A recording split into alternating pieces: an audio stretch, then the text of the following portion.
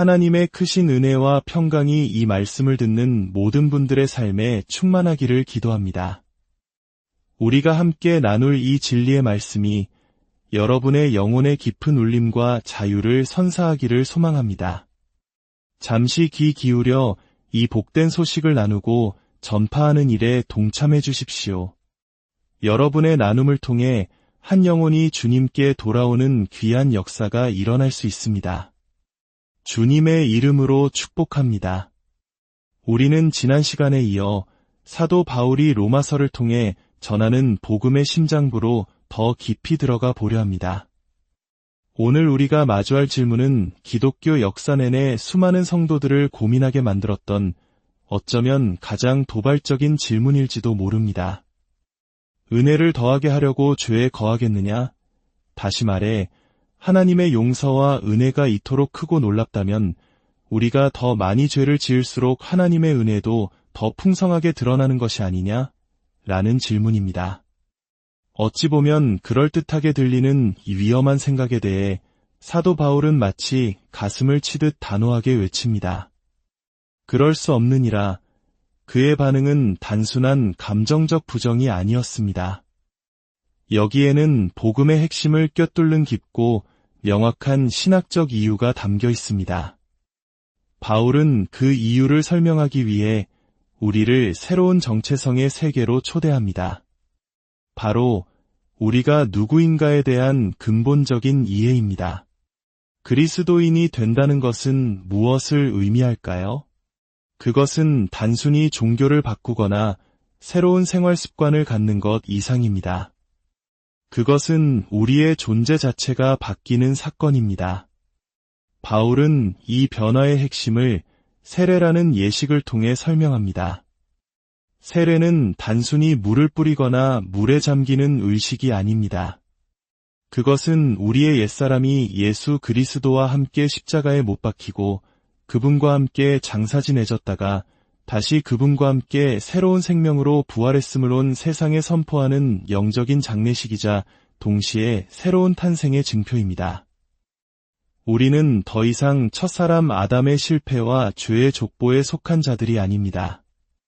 우리는 이제 마지막 아담이신 예수 그리스도 안에서 새로운 생명을 얻은 하나님의 새로운 가족이 되었습니다. 마치 낡고 더러운 족보에서 이름이 지워지고 하늘나라의 영광스러운 새 족보에 이름이 오르는 것과 같습니다. 그렇기에 새로운 가족의 일원이 되어 새로운 삶의 방식을 부여받은 우리가 어찌 예전의 죄악된 생활 방식으로 돌아갈 수 있겠습니까? 논리적으로도 영적으로도 불가능한 일입니다. 이것이 바울이 그토록 단호하게 그럴 수 없다고 외쳤던 이유의 핵심입니다. 우리는 그리스도와 함께 죄에 대하여 죽었고 그분과 함께 새로운 삶을 위해 다시 살아났기 때문입니다. 이제 바울은 이 놀라운 진리를 세 가지 측면에서 더욱 깊이 있게 설명합니다. 첫째, 우리의 옛사람이 그리스도와 함께 십자가에 못 박혔다는 사실입니다. 여기서 옛사람이란 무엇일까요? 이는 아담 안에서 태어나 죄의 본성을 가지고 살아가던 우리의 옛 자아를 의미합니다. 하나님을 대적하고 자기중심적이며 죄의 지배 아래 있던 바로 그 나입니다. 이 옛사람이 예수님께서 십자가에 달리셨을 때 우리 또한 영적으로 그분과 연합하여 함께 못 박혔습니다. 옛사람의 사형 선고가 집행된 것입니다. 둘째, 이 일이 일어난 목적은 죄의 몸을 멸하여 무력화시키기 위함입니다. 어떤 번역본에서는 파괴되었다고 표현하기도 합니다. 죄의 몸이란 우리의 육체가 악하다는 의미가 아닙니다. 이는 죄가 왕처럼 군림하며 우리 몸의 모든 지체를 자신의 욕망을 이루는 도구로 사용했던 상태를 말합니다. 우리의 눈, 귀, 입, 손과 발이 죄의 명령에 따라 움직이던 그 몸이 이제는 더 이상 죄의 권세 아래 있지 않게 되었다는 선언입니다. 죄가 우리 몸을 지배하던 그 권세가 예수님의 십자가로 말미암아 완전히 파괴된 것입니다. 셋째, 그 결과로 우리는 더 이상 죄에게 종노릇하지 않게 되었습니다. 우리는 죄의 노예 상태에서 해방되었습니다. 이 세 가지 선언은 우리 존재에 일어난 혁명적인 변화를 말해줍니다.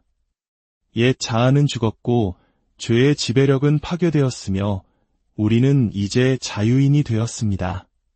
바울은 여기서 한 걸음 더 나아가 7절에서 이 자유의 의미를 더욱 명확하게 설명합니다. 이는 죽은 자가 죄에서 벗어나 위롭다 하심을 얻었음이라. 이 구절은 해석의 여지가 있어 보입니다. 어떤 학자들은 우리가 칭해, 즉 법정적으로 위롭다고 선언받았기 때문에 죄의 지배 아래 살아서는 안 된다는 의미로 해석합니다. 물론 맞는 말입니다.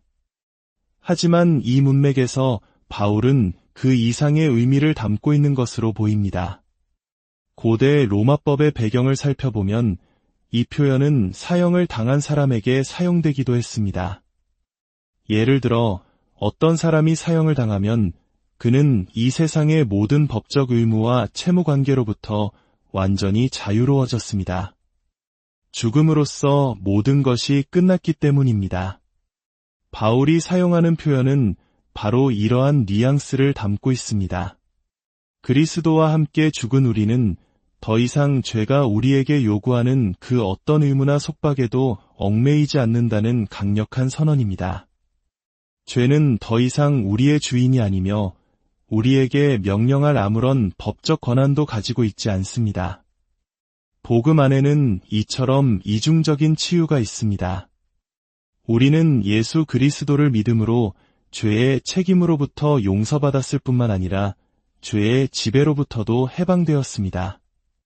물론 우리가 이 땅을 살아가는 동안 죄의 존재 자체에서 완전히 자유로워지지는 않습니다. 우리는 여전히 죄의 유혹과 싸워야 합니다. 바울 자신도 이 사실을 누구보다 잘 알고 있었고 이후에 그 싸움에 대해 자세히 이야기할 것입니다. 하지만 이것은 영광스러운 진리입니다. 나는 그리스도인으로서 더 이상 죄의 압제적인 통치 아래 있지 않습니다. 죄는 더 이상 나의 왕이 아닙니다. 이 사실을 아는 것이 그토록 중요할까요? 우리가 여전히 죄를 짓고 넘어질 때 사탄은 우리 귀에 속삭입니다. 너는 여전히 죄의 노예야. 너는 변한 게 없어. 내가 정말 구원받은 게 맞을까? 이때 우리는 담대하게 선포해야 합니다. 나는 죄의 지배로부터 해방되었다고 말입니다. 바로 이 진리 때문에 우리는 우리 안에 남아있는 죄와 싸워 이길 힘을 얻게 됩니다. 만약 우리가 여전히 죄의 지배 아래 있다면 우리는 죄를 짓는 것 외에 다른 선택지가 없습니다. 그러나 죄의 통치에서 벗어났다는 사실을 아는 것, 그것이 바로 우리의 정체성이라는 것을 깨닫는 것이 우리를 진정으로 자유롭게 합니다. 이해를 돕기 위해 한국의 역사적 상황에 비유해 보겠습니다. 조선시대의 한 노비가 왕의 특별한 은혜로 면천되어 양인이 되었다고 상상해 보십시오. 그의 신분이 바뀌었음을 증명하는 새로운 호적이 만들어졌습니다. 이제 옛 주인이 찾아와 예전처럼 그에게 명령을 내린다면 그는 당당하게 말할 수 있을 것입니다. 저는 더 이상 나으리의 노비가 아닙니다. 저는 이제 왕의 백성이며 자유인입니다. 나으리께서는 더 이상 저에게 아무런 권한이 없으십니다. 이와 같이 우리는 죄라는 옛 주인의 노예 신분에서 해방되어 하나님의 자녀가 된 것입니다. 죄는 더 이상 우리에게 아무런 권한을 행사할 수 없습니다. 이것이 바로 세례를 통해 우리에게 주어진 새로운 이름, 새로운 신분입니다. 우리는 더 이상 아담의 세상, 죄의 통치 아래 있지 않습니다. 우리는 이제 성부, 성자, 성령 하나님의 다스림을 받는 하나님 나라의 백성입니다. 바울은 이제 이 모든 놀라운 진리에서 비롯되는 필연적인 결론, 즉 우리가 삶에서 실천해야 할 적용점을 제시합니다. 11절을 보십시오. 이와 같이 너희도 너희 자신을 죄에 대하여는 죽은 자여 그리스도 예수 안에서 하나님께 대하여는 살아있는 자로 여길지어다. 여길지어다라는 이 말에 주목해야 합니다. 이것은 단순히 그렇게 생각해라 또는 그렇게 자기 최면을 걸어라라는 의미가 아닙니다. 이 단어는 원래 회계 용어에서 왔습니다. 회계사가 장부를 정리할 때 있지도 않은 돈을 있다고 기록하지 않습니다. 만약 그랬다가는 감옥에 갈 것입니다. 그는 통장에 실제로 입금된 액수를 확인하고 그 사실에 근거하여 장부에 정확히 기입합니다. 바울이 말하는 것이 바로 이것입니다. 너희가 죄에 대해 죽고 하나님께 대해 살았다는 것은 너희가 만들어낸 상상이 아니다. 이것은 그리스도께서 십자가에서 이미 이루신 객관적인 사실이다. 그러니 이 진실에 근거하여 너희 자신을 계산하고 인식하라는 것입니다. 많은 사람들이 이렇게 반문할지 모릅니다. 하지만 저는 제가 죄에 대해 죽었다는 느낌이 전혀 들지 않는데요. 친구 여러분, 우리의 느낌은 이 진리 앞에서 전혀 중요하지 않습니다. 우리는 예수님이 우리를 위해 십자가에서 죽으셨다는 것을 느꼈기 때문에 믿는 것이 아닙니다. 복음이 그 사실을 증언하기 때문에 믿는 것입니다. 마찬가지로 우리가 죄에 대해 죽었다는 이 진리 또한 우리의 느낌이 아니라 하나님의 말씀에 근거하여 믿음으로 받아들여야 하는 사실입니다. 우리는 이 사실을 알아야 합니다. 알아야만 그렇게 여길 수 있습니다. 우리가 그리스도인으로서 누구인지에 대한 이 진리를 굳게 붙들 때 비로소 우리는 바울이 이어지는 강력한 명령들을 감당할 준비가 됩니다. 복음의 은혜가 크기 때문에 아무런 명령이나 요구가 없을 것이라고 생각하는 경향이 있습니다. 그러나 성경은 정반대로 말합니다. 하나님의 은혜와 복음의 위대함이 크면 클수록 우리에게 주어지는 명령 또한 그만큼 강력하고 거룩합니다. 이제 바울은 마치 군대의 엄격한 훈련 교관처럼 우리에게 강력하게 명령합니다. 그러므로 너희는 죄가 너희 죽을 몸을 지배하지 못하게 하여 몸의 사욕에 순종하지 말고 또한 너희 지체를 불의의 무기로 죄에게 내주지 말고 오직 너희 자신을 죽은 자 가운데서 다시 살아난 자같이 하나님께 드리며 너희 지체를 의의 무기로 하나님께 드리라.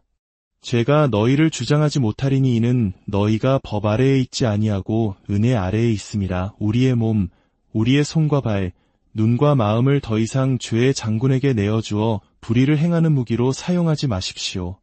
대신 우리의 모든 것을 승리의 왕이신 예수 그리스도께 드려 의를 이루는 거룩한 무기로 사용하십시오. 우리는 아담 안에서 죄의 지배 아래, 사망의 권세 아래 있었습니다. 그곳에는 탈출구가 없었습니다. 그러나 이제 우리는 새로운 가족, 하나님의 가족이 되었습니다. 하나님께서 우리에게 그분의 이름을 주셨습니다. 우리의 몸은 더 이상 죄라는 농부에게 내어준 척박한 땅이 아니라 성령이라는 농부께서 은혜의 씨앗을 심고 가꾸시는 비옥한 옥토가 되었습니다.